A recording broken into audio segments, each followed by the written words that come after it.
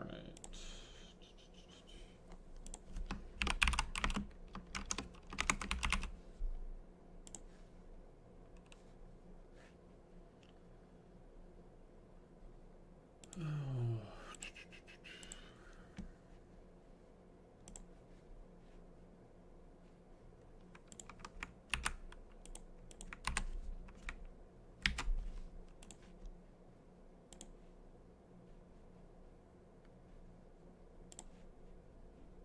Is this not live? Okay, cool. There we go.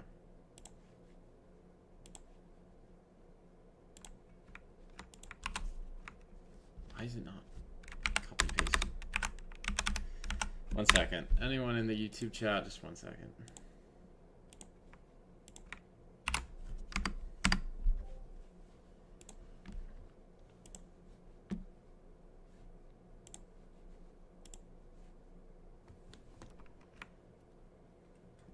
All right, cool. Sorry, I had to fix my camera. All right, just gonna do a little update since I've been gone for 3-4 days now. Just on general overall market. 1 second.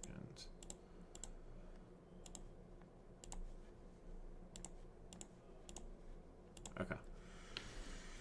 Little book map rundown. What's good? What's good, Luke? What's good, everyone? All right. Yeah. So, book map rundown, deep chart talk. Never leave us again, bro.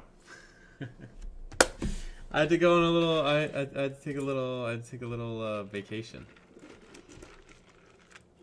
Now I will say, I tried to trade on vacation. It did not go well, guys. All right. I didn't go great trading on vacation. I hit DLL twice on this Tradeify account. Was able to make some back tonight. Hit DLLs on my Alpha accounts. Lost an XFA and lost a funded next account. So won't be trading on vacation again. Because I was trading off my phone for the most part.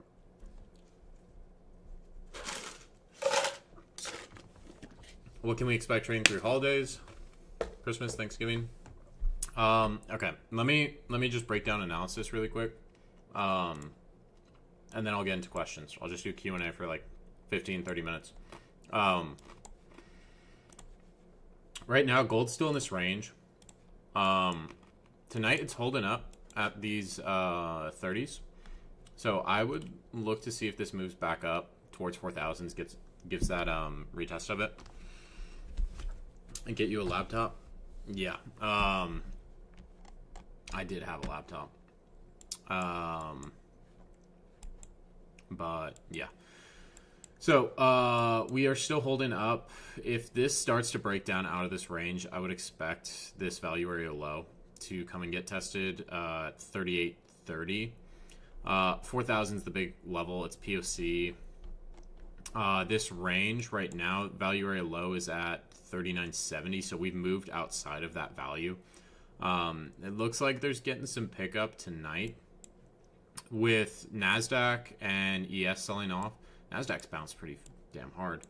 NASDAQ and ES selling off. I like how there's this structure point here, this where we had this double top, and then we had a strong breakthrough of this area previously.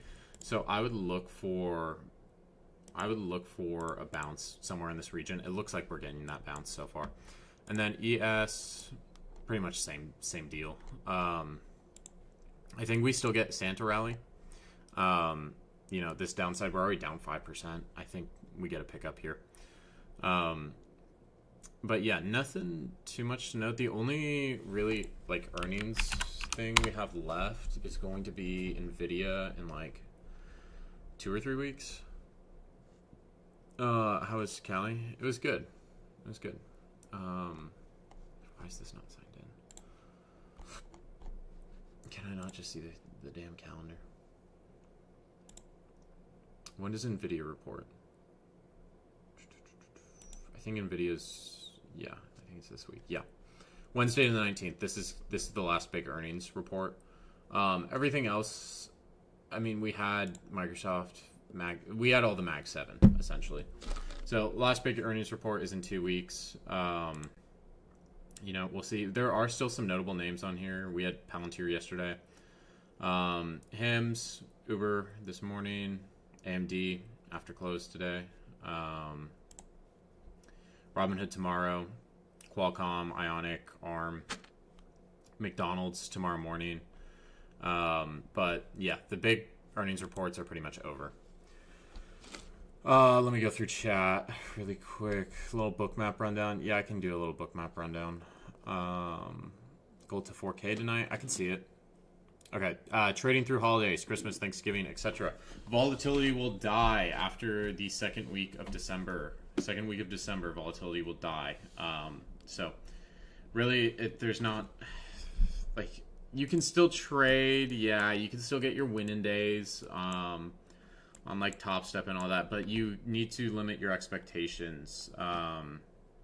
You know, you might be able to size up a little bit, use a few more cons, and still get $1,000 winning days, $500 winning days. But like, I would not expect too much out of holiday trading. It's really after Thanksgiving, it slows down, and then after the second week of December, it really slows down. So just be aware of that. How do I pass 100K alpha accounts, like sizing wise? Are you talking about the zero accounts?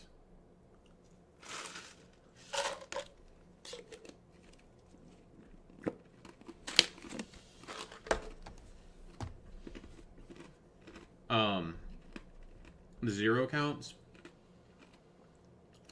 I use delta and volume. The zero accounts, I'll use like 2 minis on them. You need to capture like 30 points total on gold doing that. So I'll break it up into 2 trades, 2 or 3 trades in there, or just shoot for 1 good trade. But I trade evals extremely aggressively. So if you're looking to pass it a little bit more methodically, I would say just one mini.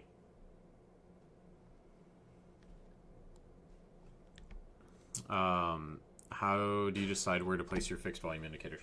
Okay, yeah. So some people will use sessions. I honestly prefer ranges for my volume indicators. So I will use a middle time frame, a low time frame, and a high time frame. Typically that's what's on my chart. So if I go on the 1 hour, I've got this really high time frame. This doesn't really give me too much info besides POC's right at 4,000. Then my middle time frame, this is the range that we've been trading in. So I'm always going to leave this one on. I think this one's, you know, it's pretty useful. Every time we've pushed up to this value area high, we've rejected out of it. Dipped below POC. Last night in Asia, started to sell off below that. We came back up, didn't reach that POC, and then we sold aggressively down below value area low. Now we're below value area low again. We're getting some pickup. And then I've got 2 lower time frame profiles on right now. I've got this one from Asia last night just because the range is a little bit larger. And then the New York session from today as well.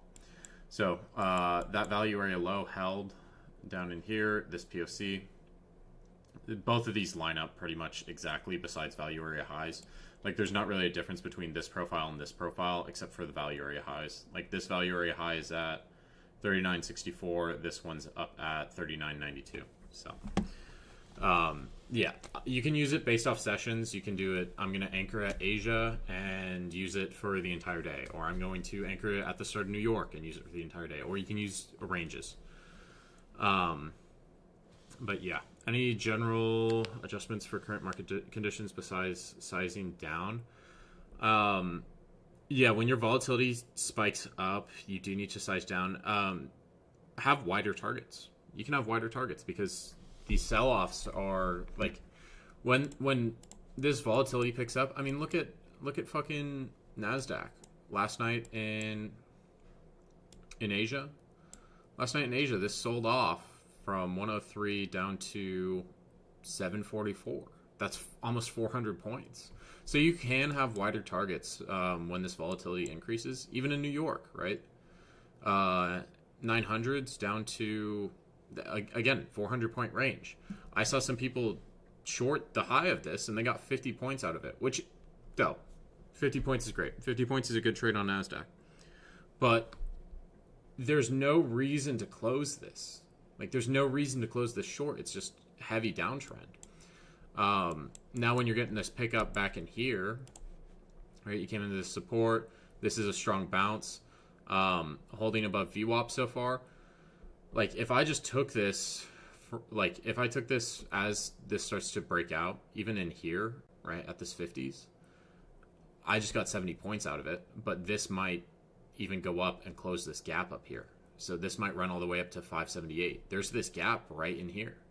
When these gaps don't fill, one thing I've noticed, when these gaps do not fill in the overnight session, typically they do fill in New York sessions.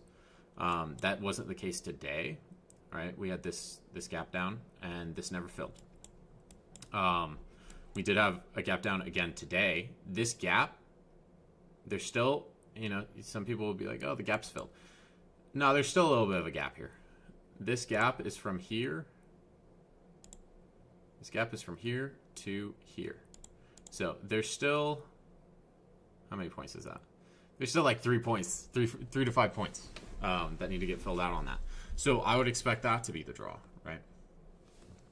Where did in Cali did I visit? I was in LA, and then we went down to San Diego too.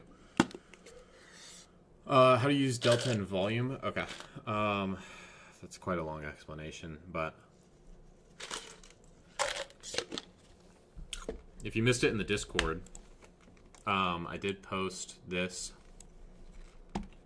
Someone, Logan, in the premium group, he posted this up.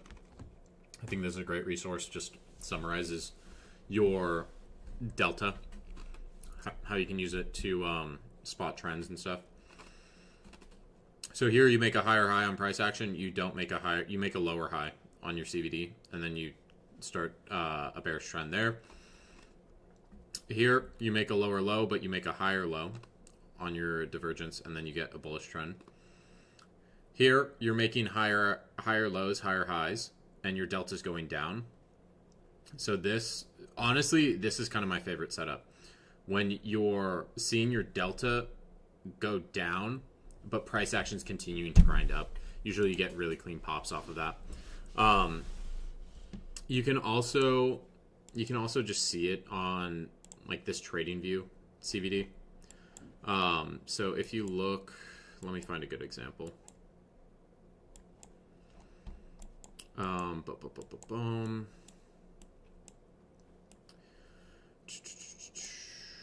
Sorry.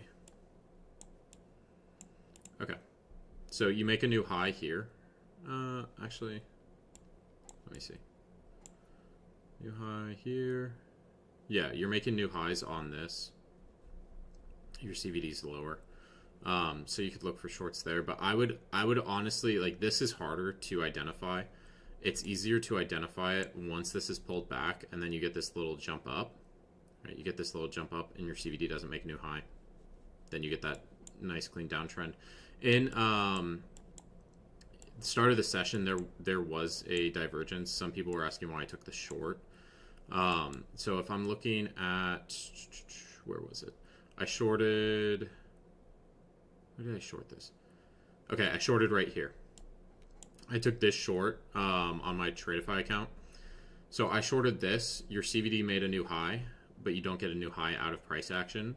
And then this goes and smacks that New York low. So I'm looking for, like on gold, the New York high or the New York low sweeps like it's 70% of the time. Sweeps about 70% of the time. So I was just looking to trade this back down towards that low. But yeah.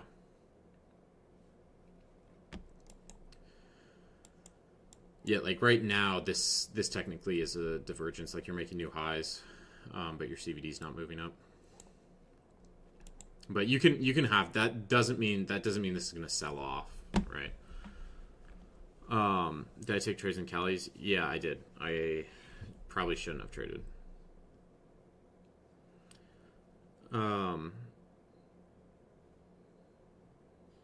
Yeah, let me get a Discord link really quick.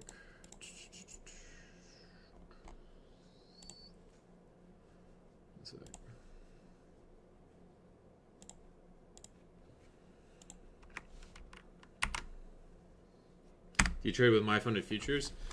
I kind of got beef with my funded futures, bro. I'm not gonna lie. I got beef with my funded futures. I don't trade with my funded futures anymore.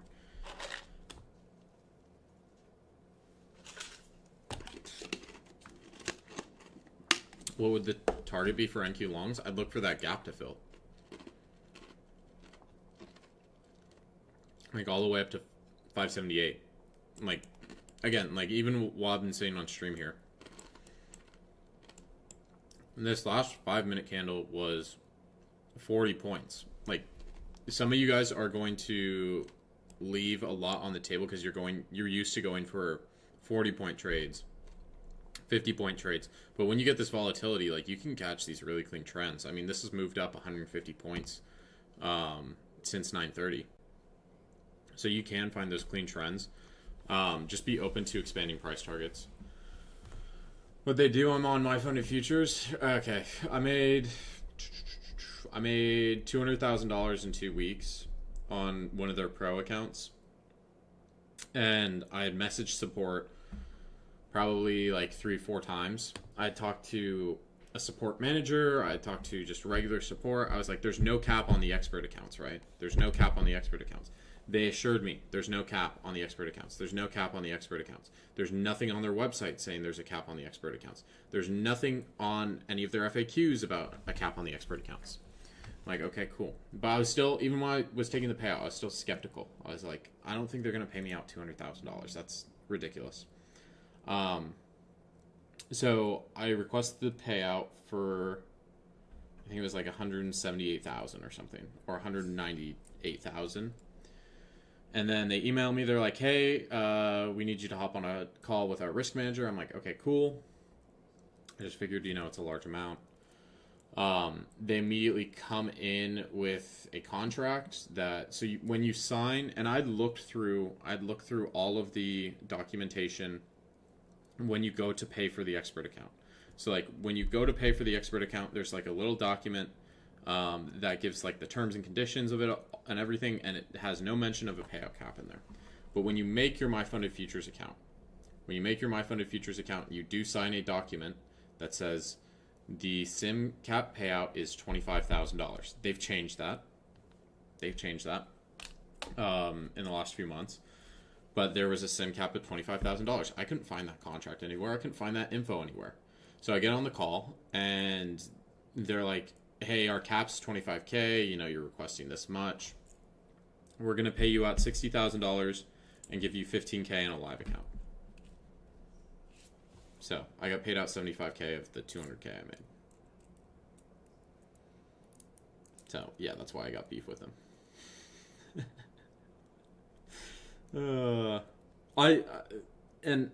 I mean, even looking at some of the wording on their website, like if you look at their payout rules, I do not like the wording on some of these, on these payout rules. Where's it at? Payout rules. So the core plans, I know that they recently were like, "Oh, with the core plans you can get up to a 3K payout per account." But this says earn up to $5,000, so I'm skeptical of if they would pay you out the full amount. This says earn up to 11,250. Is that per payout, or is that capped at a certain level? Because the pro plan you can request up to 100,000, right? How do you build up these crazy balances? It's just a matter of finding the right opportunities and using size. What's your sizing at the start? On that 100K account, my sizing was, the first day it was 1 to 3 minis. So initially I just started with 1, started to build a buffer. And then I bumped it up to 2, then I bumped it up to 3. And then from there, I started moving up to like 10 minis. Because the first day I made like 25 grand. The first day I had the account, I made 25 grand on it. And then I just bumped the size up to... I bumped the size up to 10 minis. Just standard size was 10 minis from there. I also didn't trade on that account for... I didn't trade on that account for like 4 days because I'd made the 25 grand. And I was like, okay, I can just sit on this for 14 days. And then I came into the next week and I was like, I'm going to trade this. I'm just going to try to run it up. So, yeah. 10 is crazy. Yeah, 10 minis does get crazy. It can get crazy, bro. Yeah, if they paid all of that, it would be crazy. Personal, yeah. I have personal investment accounts. Whenever I've tried to do a personal futures account, usually it starts out well, but then it tends to lead to overtrading. So a lot of people ask me why I'm still trading props versus a live account. That's part of it. So I just separate it into, okay, I'm going to trade the props. I'm going to make money from that and just pull it into investments. That gold long is playing? Yeah, dude, I know. I had the long leg down here. This was my entry. My entry was 43, and my stop was under this wick. So I should have just held that.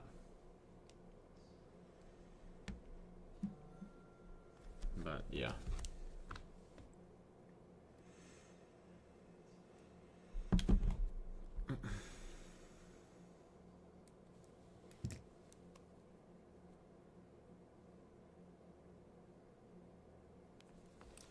Any other questions, guys? Yeah, I should have. Okay, yeah. You guys are saying you would have had a consultation with a lawyer. They had a contract for him. They had a contract. They had a contract that I had signed. What am I gonna? I'm just gonna waste money on legal fees, like that to me. Can't explain bookmap on gold right now. Yeah. Right now, it's just a whole lot of big buyers coming in. We did just hit that value area low, so I would assume that there's some form of rejection. If not, I mean, this could just push back up. It could just shove through this area. This value area low is right here. If it pushes past this, I would assume this tests 4,000.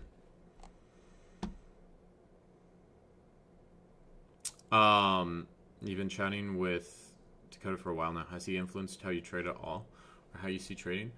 I wouldn't say so, but I mean, I've definitely seen like, okay, there's levels to this. Like, he trades with a lot of size at times, and you know, like, I felt like I had really good momentum at the start of this year, and then it kind of tapered off a bit when I moved.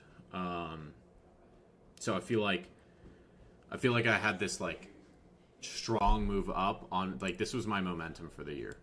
Like, started out really strong, maybe had like, oh wait, let me get the path tool. Let me just draw it out. This was like my momentum for the year. Started off really strong, got into a Top Step Live account. Didn't really see, so like this is like January. This first bit's like January to March. April, I didn't take a payout in April. Then in May, I had a crazy month. Then June, still solid month and nothing crazy.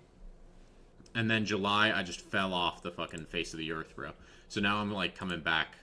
Now I'm coming back up. Like, this is my curve right now, bro. But yeah, like I felt like I had really good momentum start of the year, and then I fell off when I moved to Florida, and now I'm building it back. But yeah, talking with Dakota, it's shown me that there's levels to this shit, bro. Definitely levels to this shit. I'm new and it's confusing which parts are relevant. For Bookmap, if you're looking at Bookmap and all this is like, this is way too much for you, simplify it down. Make sure you're zoomed out, and then just look for the big transactions. So here you've got this big buyer at 39.58. If we come back down into that area, I would look for that big buyer to hold this. Do you always wait for your full take profit? I like to bring stops in. I like to manage trades by adjusting stops. I'll scale at times, but like my biggest trade this year, it was 250 points with 10 minis, and I held that for 2.5 hours and I didn't scale at all. I just adjusted the stop.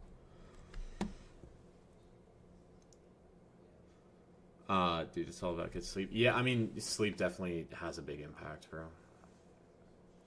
Where was the big buyer? Big buyer, they are right at 39.58, so you can see that. They're one of the largest orders on here.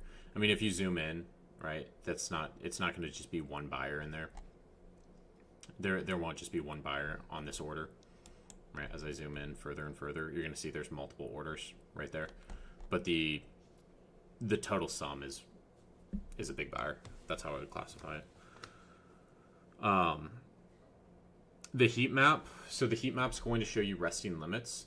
From what I've noticed on gold, they are good draws. So here we had this resting limit up here. You can see buyers push through. They filled that area.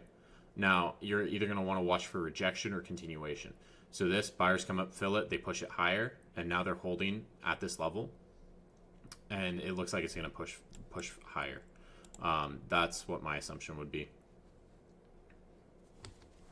But like you do have these resting limits down here, but we're not drawing towards those right now. So you still have to apply proper. Everything comes back to context, honestly. Like if you get really good context, then I'd say as a beginner trader, learning context is probably the most important thing you can do. I have a pretty good video on it, I think. It is if you go on my channel, let me open it up. It's this video. How to improve your trading 2025 using statistical edge. I explain why, we might pull out these statistics from Edgeful and find like a really nice stat, but if we don't have the proper context around the market, that stat is meaningless. I've never really used footprint charts. What was the trade? The trade was $52,000. How do you handle bad months? Back in April, I made around 10K in payouts. In the following months till now, I only made like 1K max per month and can't really figure out what's going wrong. Yeah, I just went through that in like September, July time frame, or July through September, and I had moved to Florida and nothing was going right. I had no level of consistency. I was green one day, red the next 3, or green 2 days, then red for the rest of the week, and it was just like I couldn't figure shit out, and I was trying to figure out why it was happening. You have to journal. You have to journal every day, because you're going to start to notice things like, okay, I continue to do this. I continue to fuck up here. I continue to oversize or overtrade, or maybe I'm only good on the charts for 3 hours. Maybe I'm only good on the charts for 30 minutes. Maybe I'm only good on the charts for however long it is, right? But there's going to be something in there that's changed from you having the 10K month versus a 1K month. You really have to step through each step of it and say, okay, what's my problem area? I went through and I made a 10-step plan. I posted that on my Instagram story because someone had a question about it. But essentially it was, step 1 was, okay, so I wrote out the plan. Right, I wrote out the plan. And it was chill out was 1. Number 2 was back test. Number 3 was trust in myself, ignore outside opinions and strategies, and trade ideas. And whenever I've broken that rule, that third rule specifically, I've seen a negative impact on my P&L. Whenever I listen to other people's ideas or any of that, it usually impacts my P&L negatively. Because they're seeing something different from me. They're viewing the market in a different way. Step 4, acquire funding. Step 5, get 1 payout. What does it mean for me to get to that payout? Lock my accounts, find my setups, execute, follow my intuition. Journal and reflect daily is 6. 7, stay grounded. 8, talk with people outside of trading. 9, sleep and eat right, because I was sleeping at like, I was going to bed at like 4 or 5 in the morning some days, and I wasn't eating. So there's that. Number 10, each day there is a new opportunity. I've gone through loss streaks before, and I've been able to get myself out of it. So, yeah, there's always going to be something there. It's going to be different for each person. Like, I've worked with students, some of my students one-on-one, and like I've made them plans like that. Some people, they have trouble identifying those areas. But yeah. How do you position your stops? Typically below pivots, or, sometimes it's based off statistics. So if it's an IB trade, I might set my stop at the low of the IB. What's your target for gold highs? I would look for, first, if this accepts value above this value area low, then I would look for 39.74, 73. That's the value area low of the entire range that we've been in for the past week. So I'd look for this area next if we get acceptance above this 60s area, and then I would look for 4,000 to retest. I have one 50K Pro My Funded Futures account. How should I trade my fresh funded? Since it's a pro account, I mean, it depends per person. So some people, like, I don't know if you guys know Uranus. He's in the Discord. He trades on the pro accounts. Typically, his strategy is like the first 2 or 3 days he has the account, he's trying to just run it up as much as possible. So he's using anywhere from 1 to 3 minis on that. He's pretty tight with his stops. But yeah, he'll try to just run it up those first few days. And then since it's a pro account, you can sit on it for 14 days and get your payout. So you can use that to, like, you just flip micros after you have first 2 or 3 days. How did you come to use all these tools in your trading? Seems like so much. Does it help? Never seen some of these tools. Yeah, some people, it's better to keep things simplified. For me, I like to take like a broad overview of the market, kind of figure out context. The tools help me identify context anywhere the market's trading at, essentially. Some people might just want to use ICT. I think that's fine. If you want to just use ICT, that's cool. If you want to mix volume with ICT, I think that's cool too. Like, if I'm trading here, maybe, you're looking at this and you're like, okay, well, there's a POC right here, and there's a nice 5-minute fair value gap. That 5-minute fair value gap is going to be my entry condition. Why GC over NQ? I was struggling to read NQ, so I just switched over to GC. Since I've been trading, NQ has gone from... NQ's just so heavily weighted on like 7 stocks now. The top 10 stocks are just so heavily weighted. It's gotten trickier to trade it in the past year that I've been trading. It's ICT. I can't do it. Have market conditions become tougher for trading recently? Yeah, I would say so. If you're starting out right now, it's not a good time to be starting out trading. But also, I mean, you could view it 2 different ways. You could say, now's not a good time to start trading because it's crazy, right? It's a crazy market to learn in. But since if you're able to become profitable in this market, the conditions are hard. Understanding the news and reading into the events is harder this year than it was all of Biden's presidency. Because during Biden's presidency, the only news you really had to pay attention to was maybe there's a little bit of global news, but for the most part, you just have to pay attention to what the Fed is doing. But yeah. Have you found better setups on GCU during Asia or New York? There's good setups on Asia and New York, in my opinion. I think gold, you can trade it in Asia, you can trade it in London, you can trade it in New York. There's good setups at all times a day on GC, in my opinion. Where are your 3 FRV anchored at? What do you mean by FRV? Oh, fixed range volume profiles. I've one at New York from today. I've one at Asia from last night. This one is from the start of this range, back on the 27th of October. That's the start of that New York session. And then this last big one is anchored at the start of the last bull leg, which was the 18th of September.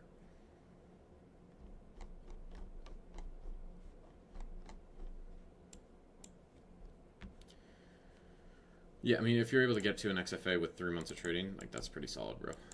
I will say it used to be harder to get into the XFAs. The props have changed a lot since I started trading. Like, when I started trading at Top Step, it was a 2-phase program. You had the consistency rules were stricter. There was a scaling plan before you even got into the funded. Like, it was a lot more. It took like 2 weeks to even get funded with one account. So things have changed. But yeah, market conditions are a little bit tougher right now. And government shutdown too. Like, I know a lot of people were struggling in October. Like, I saw so many people online, like, saying that they were break even all of October, or they couldn't figure out October price action. Yeah, it's weird when Nvidia's worth so much, and like all these mega cap companies, they impact the index so much that, like, there was a day, it was during Nvidia's press conference, or whatever they do, the GTC event or whatever the fuck it was. To me, NQ looked pretty bearish, but because Nvidia was hosting that event and they were up 5% on the day, it just completely took over the index.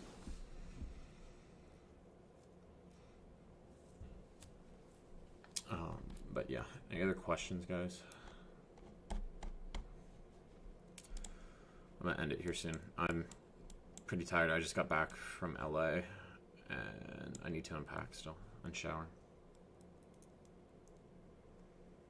I wish for one thing, if the crash happened, I want to be insured. What do you mean by that?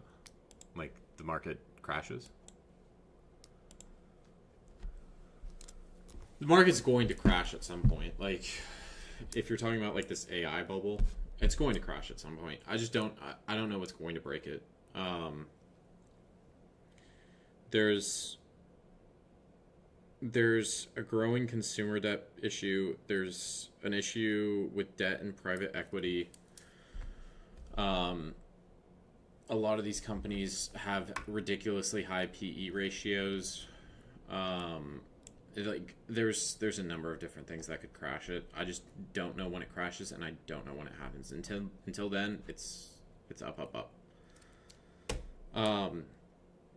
Best time frame for trading VCVD. I like the 5-minute. You can also use the 1-minute if you really want to get a little bit more granular on it. Like, you can see. Let me see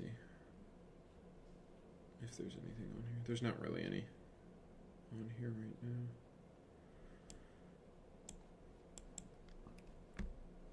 Do you trade YM? I don't trade YM. YM, it's what, top 30? Or it's 30 different assets. You just have to pay attention to different stocks.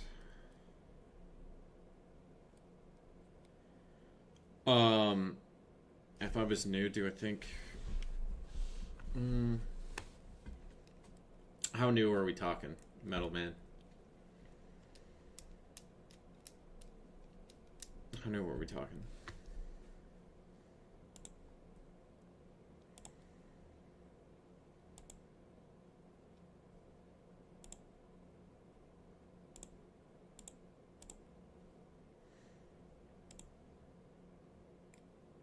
Would you say swing trading is better on CFD or futures private accounts? I've never really traded CFDs, so I can't really speak on that side of things. Futures, you have to roll. Like, I don't think there's a rollover on CFDs. I'm not sure on that. With futures contracts, there's rollover every quarter, so yeah. Value area low and value area high. Yeah, if you like value area low and value area high, it's just 70% of the volume, where 70% of the volume is contracted. Like if you look up, if you guys are new, this is a great site, Investopedia.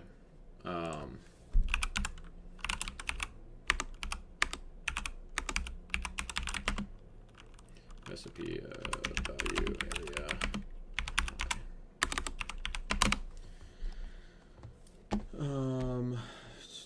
Yeah, value area high. It's 70% of trading volume occurred. So it's like your outside value, your inside value. So like if you're looking at, okay, like right now we're below. Okay, so we're above POC, we're above value area high. So we're technically trading outside of value. But that's for like this range. If I'm looking at this range, we're trading outside of value because we're above the value area high. But if I'm looking at the total range, we're below the value area low. So on a shorter time frame, we're trading above the value area high. On a higher time frame, we're trading below value area low. So we're outside of value. Where would I anchor fibs for this? For like tonight's session?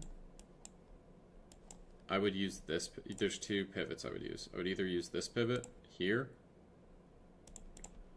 Right. So this pivot looks nice. It looks clean. You could also use this pivot in here. And then the other pivot I would use right now on the bearish side.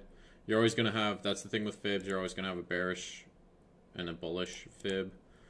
So here's your bearish fib. I would either use this one or I would use this one from this pre-market high.